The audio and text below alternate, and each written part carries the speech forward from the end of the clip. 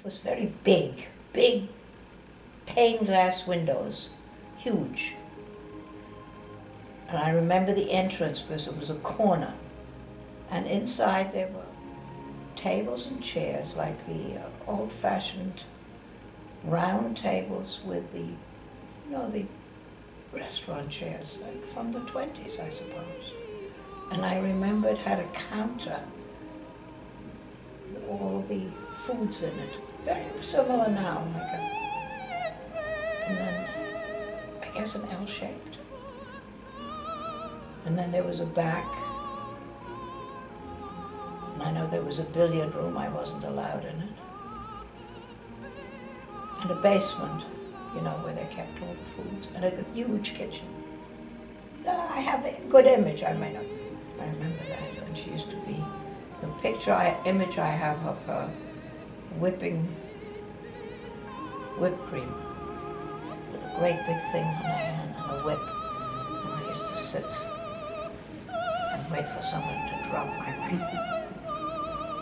Yes, she did. She was the one for cooking. But you have to remember cooking in those years, not like cooking now. Don't think we had gas. Don't know what, maybe they did. A lot of wood, a lot of fire, where they lift what are they called, grates? Lift them up and you... Like an Agus stove? Yeah. Can you remember what the food was? There are certain things I remember, the chicken and the chicken soup and the gefilte fish, all the classic Jewish, German food, European, Eastern European food. My father had been ill, had had a kidney removed, and he was sort of the front man, the greeting man, and always wore a beautiful suit and always looked very handsome. He did not, I'm sure he worked, but it didn't seem to me like it didn't work like my mother. My mother spent hours working. The word dirty Jew is a thing that lived with me always. I'm much more able to sort of say, well, that's the way it was. I don't really have the bitterness that I had at one time. We were always afraid. Okay. The first memories I have of fear, that something was going to happen to us. I mean, no, that's not true. I had a very happy child. Yeah.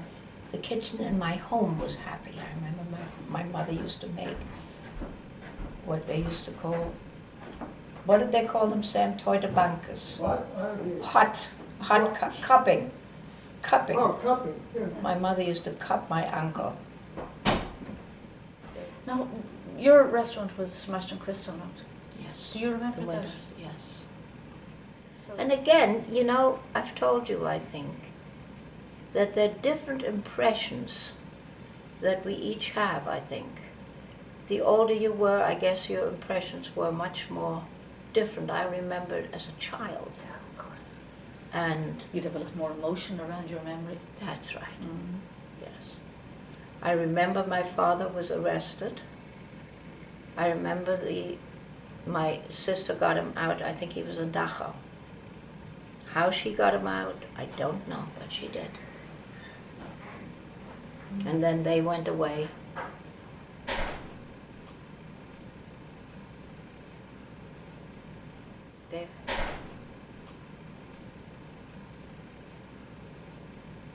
They had these children's kinder transports, and they went on that. And that was the biggest wrench for my mother. But lots of things happened in between.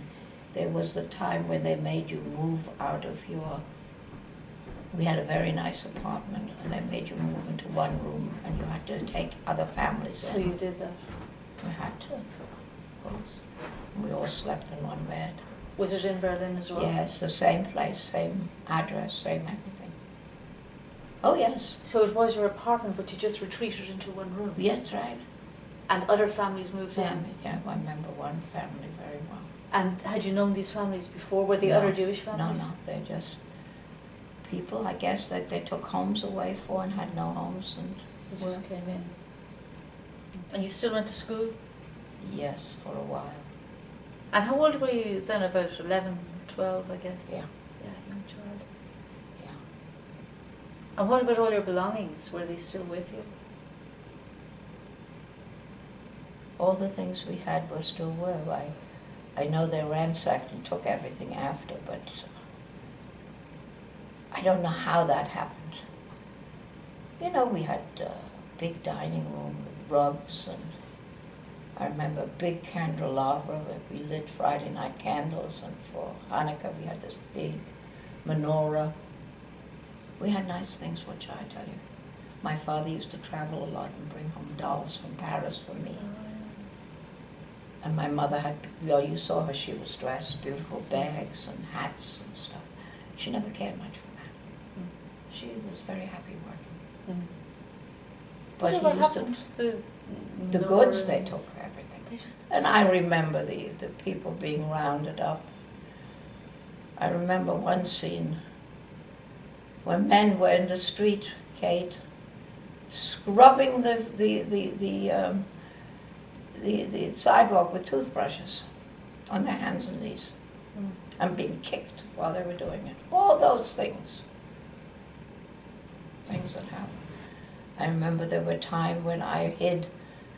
There was a big rooftop thing where the washing boilers, you know, where they used to boil white. And I used to hide there because they came at night and rounded up.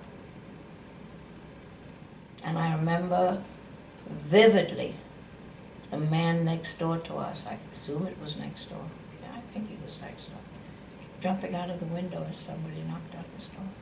Saw him go down, rather than going to a concentration camp. And who was hiding with you? I think maybe Manfred, I don't know. And your parents? My parents, no. Just the two of you. Where were your parents? Sure. I don't know where they went. How did you get onto the train, you know?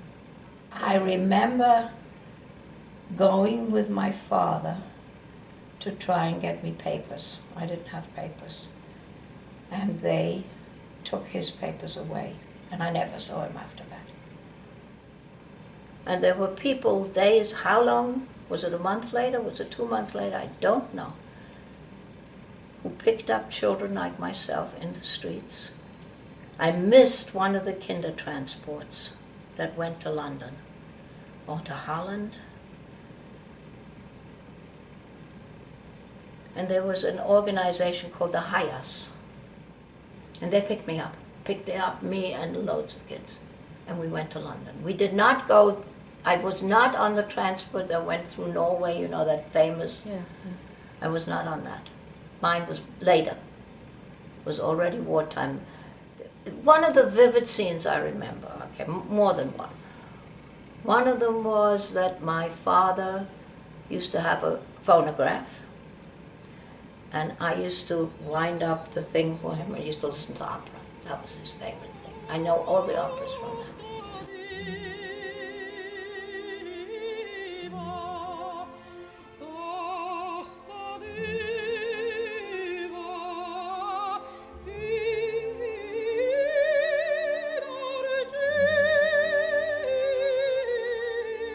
The other one was that because we had 4 flights, I used to watch for him in the street. And when he came in the street, I used to run down with a stool so that he could rest on every landing before he came upstairs. So he was poorly at that time. Well, he just had a kidney. Maybe it wasn't so close. Years-wise, did I know it was 34, 35? I remember I went shopping for my mother. That must have been after the restaurant. And I used to tell myself all the things I was supposed to get, and then when I got to the store, forgot them. That was, you know, kind of thing. Those are little things, but those are the things that come to mind. How I got on that train. Didn't see my mother. Didn't see my mother. To say goodbye. And that was the last you saw of Germany? If my mother tried to come, there was only one station that all these transports came from. Did she come and try and see me? I don't know. Finally, I got out of there. And don't ask me how I did it. All I know is I ended up as a maid, working for someone. But all these things were small periods of time. Yeah. Because I moved on from there. But you wouldn't have had English. How did you communicate? I learned English very quickly. In school, they sent me to school. Yes. And I learned And had you learned it from the German? New Testament. The teacher, Mr. Simpson, with a ruler. I learned Matthew, Mark, and Luke, and John. I can tell you all about it. All the prayers, the hymns, but I wouldn't go be converted. This I knew I shouldn't do. My father wouldn't have liked that. I know my sister Miriam finally found out where I was, and all the letters she wrote to me, they didn't let me read, because I might have been a fifth columnist, because they were written in German. And the British did more for me than anybody else did. Nobody else took me. Certain things I remember very well. My father looking for a letter from the United States every day with papers for him to come. He had brothers here. You know, Kate, the communications, and I think about it quite a bit, in those years wasn't what it is now. What took place there like on a Kristallnacht, you didn't hear about here till long after. Oh, yeah. And then it was like an incident, but not... And far removed. And far removed. And So we lived in many ways, yes, with fears, but many ways, I suppose, ordinary things. I read the book after Alan died, Viktor Frankl, Man's Meaning for Living. And he was a survivor of the camps. So I knew everything my parents went through. And he was the one who taught you that nobody wants to know what you went through. Everybody has guilt trips about it. The people that survived in camps were those people, he was a psychologist and he tried to help everybody, were those people that had a reason for living. In other words, if they went out to work slave labor, and they had a piece of crust of bread to bring back on the bunk of the guy with the dysentery next to him, that's the guy that'll survive. And then he followed some of the survivors later in Paris. And their biggest, nobody wanted to hear. What they did is, when they came back, even their family, yes, okay, you went there, you did that, but now you're here, now you gotta live. There were people, I'm sure, I know this, in order to survive, that did things to live where the other fellow prisoners died. I know all about it, but that's human. I can understand it. One of the biggest psychological thing that I can have to deal with myself is when I complain about something like last night or hurting, I have to think of my mother. What am I complaining about? Look what they went through. I have nothing to complain about. I've got a big, nice, warm bed, all the food, attention, love. What is there to complain about? This is the biggest lesson to learn.